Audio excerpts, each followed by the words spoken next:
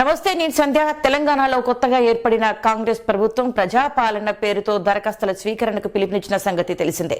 December 28న మొదలుపెట్టి జనవరి 6 వరకు ఈ దరఖాస్తుల స్వీకరణ అనేది ముగించింది. చాలా తక్కువ సమయం మాత్రమే ఈ దరఖాస్తుల స్వీకరణ అనేది తీసుకోవడం జరిగింది. ఈ టైంలో కొన్ని వేల మంది క్యూలు కట్టి దరఖాస్తులు అందించే ప్రయత్నం చేయడం జరిగింది. పాపం వాళ్ళు కొన్ని గంటలు క్యూలు కట్టి చలి అనక ఎండ అనక రోడ్డు మీద నిలబడి తిండి తిప్పలు మానేసి వికలాంగులు, వృద్ధులు, మహిళలు, బాలింతలు కూడా అక్కడ లైన్లో నిలబడి దరఖాస్తులు అందించడం జరిగింది. అయితే డిసెంబర్ 28 నుండి జనవరి 6 వరకు తీసుకున్న ఈ దరఖాస్తుల స్వీకరణ దాదాపు 1,25,84,383 దరఖాస్తులు అందడం జరిగింది. ఇందులో ముఖ్యంగా పక్కా ఇళ్ల కోసం, తెల్ల రేషన్ కార్డుల కోసం, చేయూత కోసం అందినటువంటి దరఖాస్తులు కాక రెండవ స్థానంలో పక్కా ఇళ్ల దరఖాస్తులు అంటే ఇంద్రమ్మ ఇళ్ల కోసం అప్లై చేసుకున్న వాళ్ళ సంఖ్యలు ఉన్నాయి. అంటే 1,25,84,000 మంది అప్లై చేసుకున్నటువంటి ఈ దరఖాస్తులు రోడ్డు మీద పడుతున్నాయి. మనం చూస్తూ ఉన్నాం. ఇది ఎంతో ప్రతిష్టాత్మకంగా, అంటే ఇప్పుడు టెక్నాలజీ డెవలప్ అయినటువంటి ఈ రోజులలో, అన్ని ఆన్లైన్ అవుతున్నటువంటి ఈ రోజులలో ఇప్పటి వరకు కూడా తీసుకున్న గత ప్రభుత్వం మొత్తం ఆన్లైన్ త్రూ అకౌంట్స్ త్రూనే తీసుకునేటువంటి అంటే అప్లికేషన్స్ కావచ్చు, వాళ్ళకి అందించినటువంటి సంక్షేమ పథకాలు కావచ్చు, కేవలం ఆన్లైన్ లోనే చేయడం జరిగింది. కానీ ఈ ప్రభుత్వం వచ్చిన తర్వాత మళ్ళీ ఒక 10 ఏళ్ల వెనక్కి వెళ్ళినట్టుగా మళ్ళీ చెప్పుల లైన్ లో పెట్టి వాళ్ళ యొక్క వస్తువుల లైన్ లో పెట్టి కొన్ని గంటలు క్యూలో నిలబడి దరఖాస్తులు అందించారు. పోనీ అందించిన దరఖాస్తులైనా చాలా జాగ్రత్తగా మరి గవర్నమెంట్ పరిశీలిస్తాము అని చెప్పినప్పటికీ కూడా ఈ రోడ్ల మీద అంటే ర్యాపిడోస్ వెహికల్స్ లలో ఈ దరఖాస్తుల్ని రవాణా చేస్తూ కనిపిస్తున్నాయి.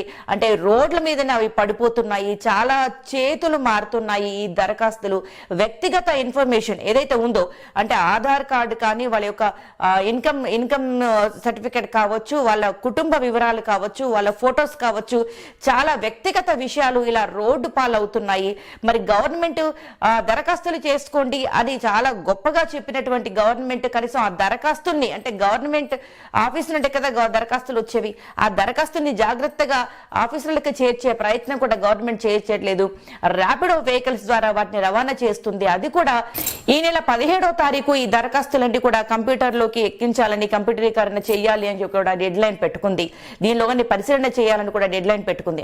అయితే ఈ 17 వరకే అవి కంప్యూటర్లో అప్లై చేయడం కోసం, నమోదు చేయడం కోసం ఈ ఆఫీసర్స్ ఎవరుతున్నారు ఇంట్ల దగ్గరే పని చేయమన్నారని, ఇంట్ల దగ్గరనే కంప్యూటర్ వర్క్ చేయమన్నారు అని అంటూ ఆ దరఖాస్తుల్ని వాళ్ళ ఇంటికి తీసుకెళ్తున్నారు, రోడ్ల మీద పడేస్తున్నారు, చెత్త కుప్పల్లో పడేస్తున్నారు.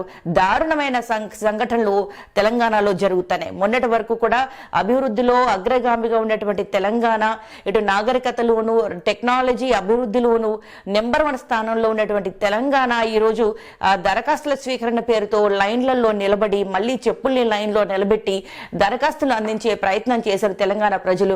పోనీ దానిని కూడా మరి గవర్నమెంట్ జాగ్రత్తగా స్వీకరించి వాటిని పరిశీలించి వాళ్ళకి అమలు చేయాల్సినటువంటి గవర్నమెంట్ ఇలా రోడ్డు పాలు చేస్తున్నటువంటి దృశ్యాలు మనం తెలంగాణలో చూస్తున్నాం.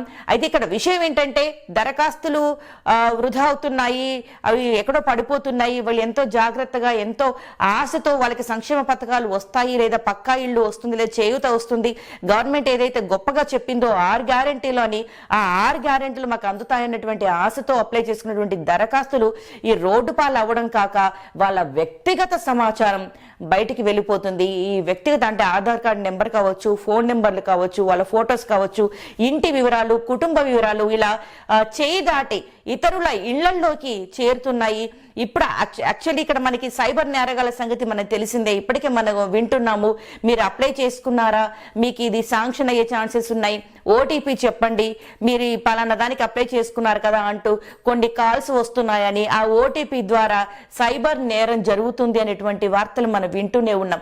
ఇలాంటి సందర్భంలో ఇంత ముఖ్యంగా మహిళల యొక్క వ్యక్తిగత ఇన్ఫర్మేషన్ ఇలా బయటికి వెళ్ళడం అనేది శోచనీయం. మరి తెలంగాణ గవర్నమెంట్ ఏదైతే ఉందో, కాంగ్రెస్ గవర్నమెంట్ గవర్నమెంట్ ఉందో, ప్రజాపాలన అని చెప్పుకున్నటువంటి మరి గవర్నమెంట్ ఈ దరఖాస్తుల స్వీకరణ అనేది నామమాత్రంగా చేసే ప్రయత్నం చేస్తుందా? వీటిని సీరియస్ గా తీసుకునే పరిస్థితి ఇక్కడ కనబడట్లేదు. ఎందుకంటే దరఖాస్తులనే సీరియస్ గా తీసుకోలేదు, వాటి అప్లికేషన్ ఎంతవరకు సీరియస్ గా తీసుకుంటుంది, వాళ్ళకి అందించడానికి ఎంత సీరియస్ గా తీసుకుంటున్నది ఆలోచనాత్మకమే.